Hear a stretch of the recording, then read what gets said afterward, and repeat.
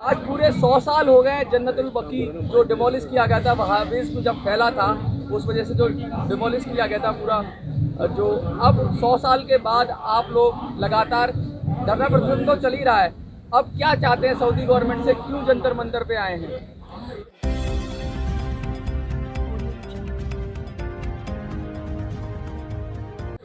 जन्नतुल बकी Medina Munawwara Saudi अरब में एक मुक़द्दस, एक पवित्र जगह है जहाँ अहले बैत रसूल यानी रसूलुल्लाह की बेटी और बेटी के बेटे और उनकी औलाद की कब्रें थीं। उनके जो अज़वाज पत्नियाँ थीं उनकी कब्रें, और जो उनके असहाब थे उनकी कब्रें थीं। आज से 100 साल पहले आले सऊद ने फतवा देकर उन कब्रों को और जो मज़ारात दरगाहें वहाँ बनी हुई थी, जिन्हें हम हिंदुस्तान की ज़बान में दरगाह कहते हैं, उनको गिरा दिया था, तोड़ दिया था, मुनहदिम कर दिया था। 100 साल से मुसलसल ये मुतालबा चल रहा है, लेकिन अफसोस की बात यह है कि जिस प्रॉफिट मोहम्मद साहब के हुक्म को हमें मानना चाहिए, उन हुक्म को मानने वालों ने ही तोड़ा था। सबसे बड़े अफसोस की बात यह है। अगर इन मुसलमानों की समझ में, जिन्होंने तोड़ा था, यह समझ में आ जाए कि हमें रसूल की औलाद, रसूल की अज़वाज, रसूल के अहले बैत की कब्रों को नहीं तोड़ना चाहिए था, तो उसी साल बना देते। लेकिन यहाँ इस्लाम के अंदर, जिससे हम आतंकवाद कहते हैं, फ़िरक़ा परस्ती कहते हैं, फितना कहते हैं, जिसको पूरी दुनिया झेल रही है, उसी को आज से 100 साल पहले जन्नतुल बकी में जो शख्सियतें मदफून थी, दफन थी, उन्होंने झेला है, जिसके लिए हम पूरी दुनिया में इन्हदाम जन्नतुल बकी की तामीर के लिए आवाज़ उठाते हैं, और आज पूरी दुनिया उनकी शान के मुताबिक उनको बनवाना चाहती है। जब कुरान की बात करते हैं तो कुरान क्या कहती है? जब निशानियों की बात होती है, कुरान की आयत की बहुत लोग कहते हैं, उसका हवाला देकर कहते हैं कि निशानियों को महफूज रखा जाना चाहिए, उस पर आप क्या कहेंगे? पहले तो आयत और फिर क्या कहेंगे? कुरान मजीद में 6666 आयतें हैं, जिसे हम आयत के नाम से याद करते हैं। आयत का मतलब है निशानी, और निशानी जो होती है वो ईश्वर, परमात्मा, अल्लाह, गॉड, वाहिगुरु की होती है। ये दुनिया पूरी निशानियाँ उसी की हैं, और उसी में वो निशानियाँ औलाद रसूल की थीं। किसी भी निशानी को, जो हमारा अक़ीदा है, आस्था है अल्हम्दुलिल्लाह रब्बिल आलमीन, उसको मिटाना किसी इंसान के लिए सही नहीं है। ये परमात्मा और ईश्वर के सामने हम अपनी ताकत दिखा रहे हैं। ऐसी ताकत दिखाने वालों का अंजाम बहुत बुरा होता है, और एक दिन वो बर्बाद हो जाते हैं। जन्नतुल बकी या तो बन जाएगी, या सऊदी अरब में जो आतंकवादी विचारधारा है, कट्टरपंथी विचारधारा है, वो बहुत जल्दी समाप्त हो जाएगी, और पूरी दुनिया में बहुत जल्दी अमन और शांति कायम होगी। इसी से जन्नतुल बकी की भी तामीर होगी। कौन कौन वो विचारधाराएं हैं जो इसको पोषित करती हैं? जो वहाबिज्म है, लगातार ये बढ़ता जा रहा है और ये पूरी दुनिया इससे परेशान है। कौन लोग हैं जो इसको पोषित कर रहे हैं? सिर्फ मुसलमानों में वही कुछ लोग हैं जो अपने आप को कहते तो वहाबी हैं, लेकिन वहाबी फ़िरक़े का वजूद इस्लाम में नहीं है। इस्लाम में या तो मुत्तक़ी का वजूद है कुरान मजीद के अंदर, या मोमिन का वजूद है कुरान मजीद के अंदर, फॉलोवर हज़रत मोहम्मद मुस्तफ़ा का वजूद है। ये फ़िरक़े हमने बनाए हैं।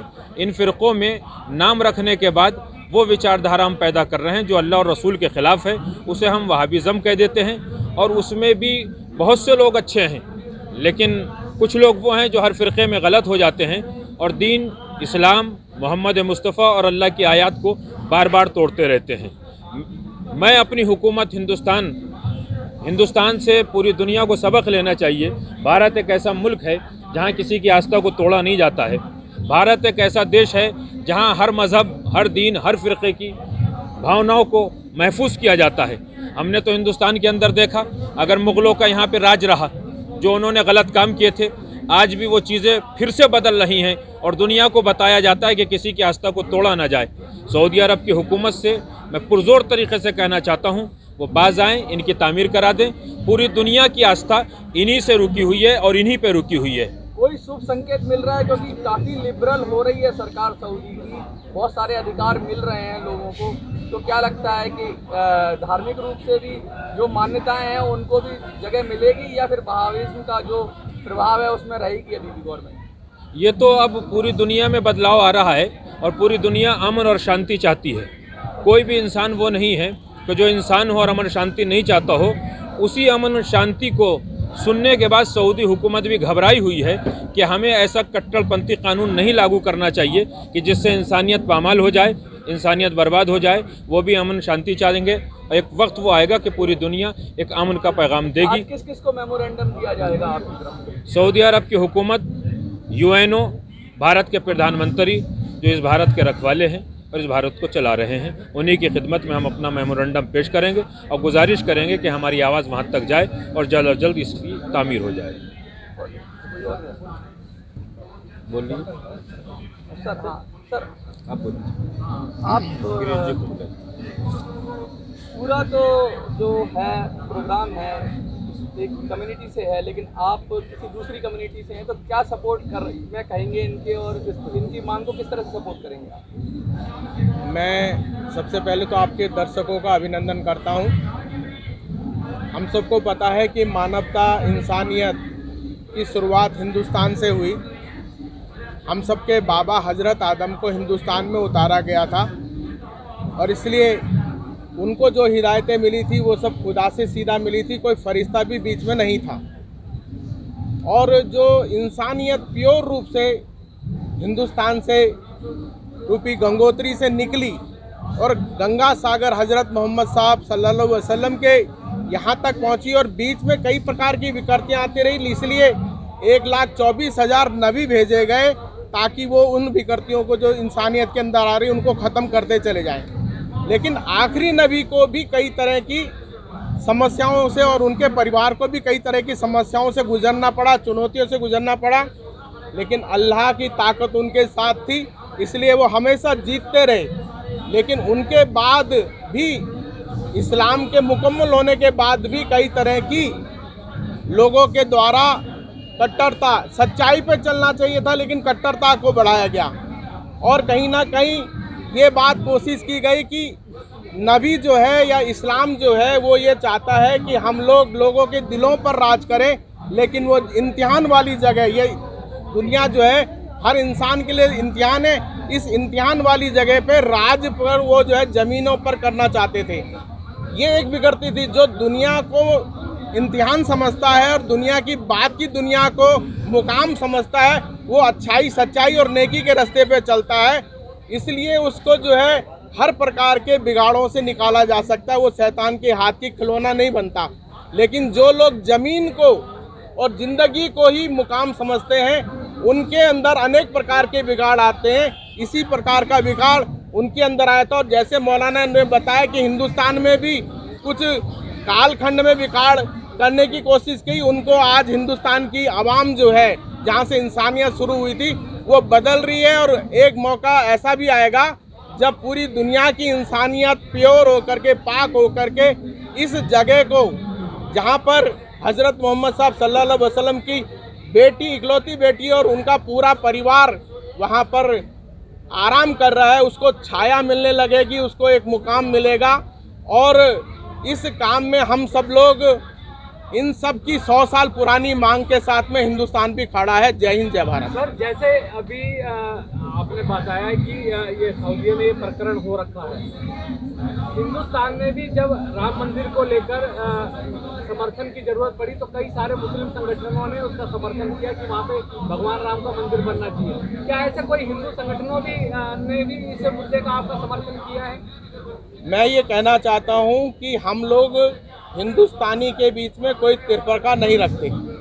बहुत सारी चीज़ें हम लोग कर रहे हैं और आज मैं आपके सामने सबूत हूँ कि यहाँ बैठा हूँ और इसका समर्थन कर रहा हूँ। तो इसका मतलब है कि हमसे जुड़े हुए, हमारी विचारधारा से जुड़े हुए सभी संगठन इसका समर्थन कर रहे हैं। आखिरत की बात की जा रही है, लगातार इस जिंदगी की बात कर रहे हैं, जो जिंदगी में रहते हैं, और आखिरत जो जिंदगी के बाद की जिंदगी है, उस पर क्या कहेंगे? उनका क्या होगा जो अब ये सारे फितने कर रहे हैं, उनको क्या संदेश देना चाहेंगे आप? जाहिर सी बात है कि आखिरत का सभी को मालूम है कि जो दुनिया में आने के बाद जो बुराइयां करेगा, जो लोगों के साथ जुल्म करेगा, उसको आखिरत में उसका नतीजा भुगतना है। जैसे हमारे यहाँ कहा जाता है कि उसको जहन्नुम में जाना पड़ेगा, उसे जहन्नुम की आग में जलना पड़ेगा। ये उसकी एक सज़ा है जो सरसरी तौर पर हमें पता है, लेकिन इससे भी ज़्यादा बहुत ऐसी सज़ाएँ जो कुरान मजीद में मौजूद हैं, उन लोगों को किस तरह से की जाएंगी। हमारा सिर्फ इससे कोई ताल्लुक़ नहीं है। हमारा यहाँ बैठने का और यहाँ एहतजाज करने का मकसद ये है, फ़ातिमा ज़हरा सलामुल्लाह अलैहा वो लेडी है जो पूरे वर्ल्ड में वुमेन राइट्स के लिए जिनका नाम लिया जाता है, वुमेन राइट्स के लिए जिनको आगे रखा जाता है, जिनके वुमेन राइट्स के लिए जनाब फातिमा को नमूना अमल बना के पेश किया जाता है कि ये वो लेडी है जिससे तमाम दुनिया की औरतें जो हैं वो अपने आप को संवारती हैं और उनके तरीक़े के ऊपर अमल करती हैं। वो रसूल की इकलौती बेटी कि जिसने पूरी कायनात की औरतों को, पूरी दुनिया की औरतों को दर्ज दिया था, उन औरतों के हकूक़ को बुलंद किया था, उसी के मज़ार को उस आले सऊद ने आज से 100 साल पहले उसको मुनहदिम कर दिया, उसको तोड़ दिया, उसको अपनी मर्जी से, यानी एक जो कट्टरपंथी जिसे कहना चाहिए, एक वो तरीक़ा कि जिसे बग़ैर किसी की इजाज़त के अपनी मनमानी से उसको ख़त्म कर दिया, जहाँ ना किसी मुसलमान के जज्बातों का एहतराम किया गया, ना मुसलमानों की सकूनियत का एहतराम किया गया, ना किसी भी इंसान की इंसानियत का एहतराम किया गया। सभी को बाला ताक़ रखने के बाद उन्होंने इसको मुनहदिम कर दिया गया। 100 साल से आज तक हमारी पूरी शिया कम्युनिटी और जितने भी इंसानियत के मानने वाले हैं वो इसके लिए एहतजाज कर रहे हैं कि उस कब्र को दोबारा बनाया जाए, उस कब्र को दोबारा बनाया जाए, लेकिन आले सऊद के ऊपर अभी तक इसका कोई असर नहीं हो रहा है। जाहिर सी बात है ये कट्टरपंथी होना ये एक आतंकवाद की मिसाल है कि जैसे आतंकवाद होता है उस आतंकवाद को सऊदीया में पनाह दी जा रही है और उस आतंकवाद को वहाँ से फैलाया जा रहा है। जिस तरह से प्रधानमंत्री जी का प्रभाव आज पूरे विश्व में माना जा रहा है और सऊदीया में भी कई मंदिरों का निर्माण हुआ है, बेशक। तो आपको लगता है कि क्या प्रधानमंत्री जी के हस्तक्षेप से ये कार्य सफल हो सकता है? बिल्कुल, मैं चाहता हूं कि जब प्रधानमंत्री इसमें आगे बढ़कर बात करेंगे और उनसे बात करेंगे तो वह ज़रूर इस काम को करेंगे, और मैं चाहता हूं कि मोदी साहब आगे बढ़ें और इस काम के लिए उनसे गुजारिश करें और हम लोगों की बात वहां तक पहुंचाएं। इसके लिए मैं उनसे गुजारिश करूंगा और तमाम इंसानियत का दिल रखने वालों से ये दरख्वास्त करता हूं कि इस काम के लिए आगे बढ़ें, और सऊदीया से भी गुजारिश है। अल्लाह उनसे राज़ी है, और जो अल्लाह के मासूमों की, शायर की हिफाजत नहीं करते हैं, अल्लाह उनसे नाराज़ है। कुरान का हवाला है, बिल्कुल सूरह बकरा में साफ साफ कहा गया है ना, और हदीसों में बहुत जगह कहा गया है इस बात। ये आयत है, आयत उज़्मा है ज़मीन पर। राइज करेंगे कुछ जी चलो। जन्नतुल बकी की तामीर जल्द जल्द हो, जन्नतुल बकी की तामीर जल्द हो, जन्नतुल बकी की तामीर जल्द जल्द हो,